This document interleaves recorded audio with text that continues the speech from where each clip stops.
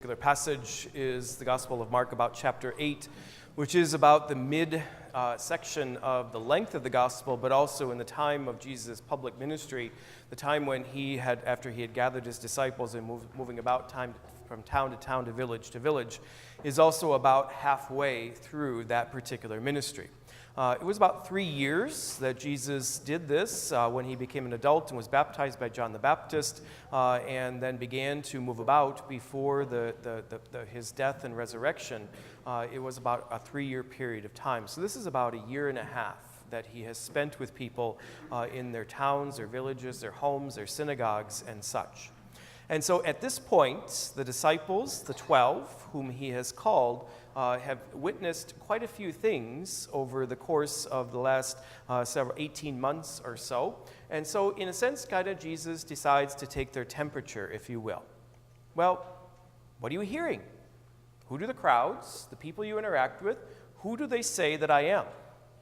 Well, as long as you ask, some are saying you're John the Baptist. Some are saying you're Elijah, the great prophet has returned and come back. Some are saying that you are another prophet. You are a new prophet that the Lord has sent. Oh, that's really nice. But how about you? Who do you say that I am? That's a pivotal question, because you have to remember that Jesus is relying on these 12, that he knows that that is his end, and he's relying on those 12 in particular to continue this message. Otherwise, the whole thing dies out. So, who do you say that I am? He asks the question. Well, you're the Christ, Peter says for himself and for the others. Great, wonderful, we're making progress, but now you have to understand what it means to be the Christ. It's not all the kind of great glory and adoration that you really kind of think that it is. I'm not a king in the sense that you're thinking of like King David or King Solomon or something like that. It's very different than that. Well, Peter doesn't really want to hear that, and so he kind of takes him off by himself and begins to kind of rebuke him and says, don't say things like that. It's almost like, you're kind of a downer, if you will, if you're doing that. And that's where Jesus kind of erupts and explodes. This particular passage, as always, in a sense, kind of the end of it, has bothered me in some ways. I think part of it is because of the culture that we live in. We have, in a sense, almost kind of convinced ourselves that the world doesn't need suffering. We don't need to want for anything anymore. We don't need to, have to go through any sort of difficult time or such. We are able to conquer everything, are we not? In a sense, a lot of us buy into that. And so when Jesus says, you got to pick up your cross and you got to follow me, what does that mean? I just kind of have struggled with that for a lot of years, what exactly that means. So, in a sense, kind of, as I was always read the gospel in entirety before at the beginning of a liturgical year. And so when I did that earlier this year, I kind of made a kind of a goal or, kind of a promise to myself that I would spend some time thinking in particular about that and really kind of praying about it. And over the course of the last several weeks and really a couple of months, I've come up with just a few things. I wrote them down here. Oh, that's my grocery list. I don't think you want to hear that. There are 2 different things in there. All right.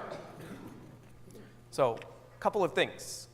To accept suffering, in the sense of like what Jesus is saying, to take up your cross is really in a sense to accept that suffering is a part of life. We're always going to have disappointments. We're always going to have sometimes missed goals or opportunities. We're going to have pain. We're going to have misfortune. There will be illness. There will be sadness in our life. That's not something that we can avoid.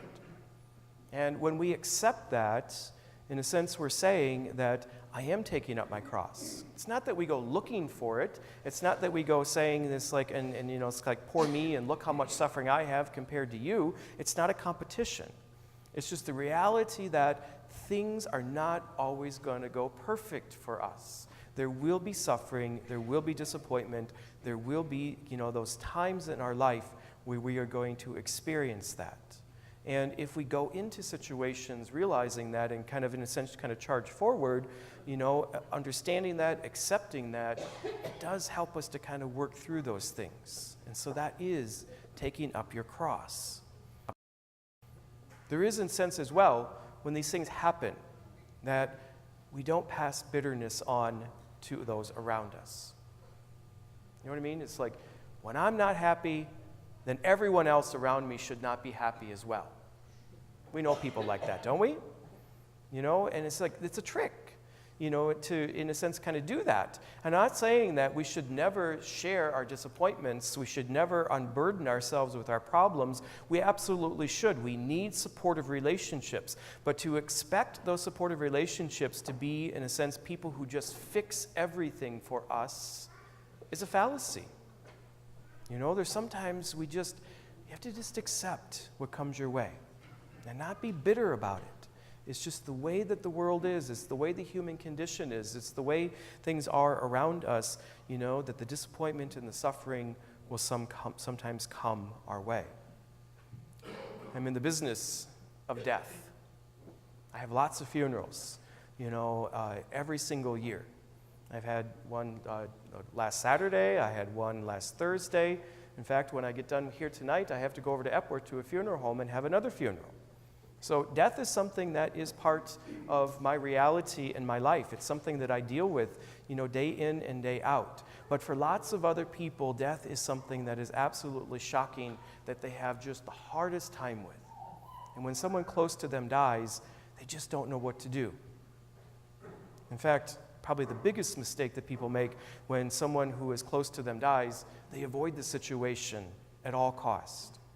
They don't reach out, they don't call, they don't bake a cake, they don't go to the wake, they don't go to the funeral. They kind of hope that if they just ignore it, it just goes away. But the reality is that everyone sitting here, we're all going to die at some point. And that means those of you who you love, who are sitting right next to you, at some point, they're going to die. And we have to accept that reality, that this is the way the cycle of life works. Today, this afternoon, here in this space, I had a beautiful wedding with a beautiful young couple and beginning their life together, and it was such a joyous celebration.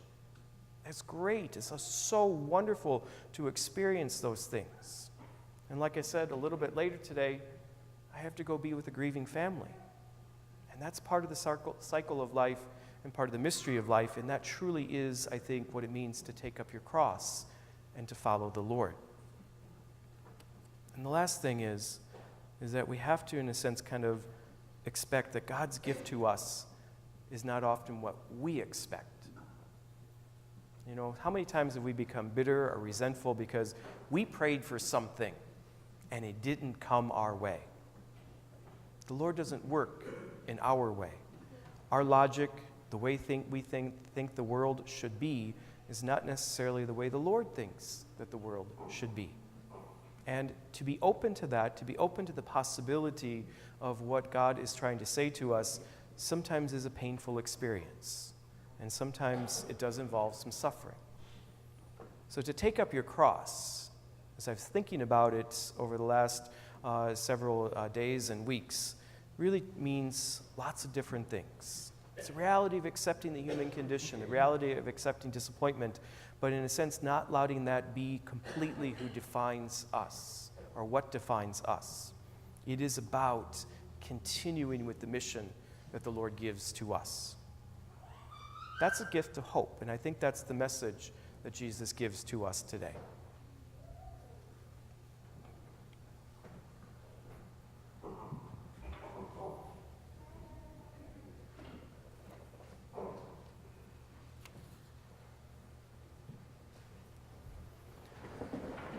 And together we profess what we believe as we say, I believe in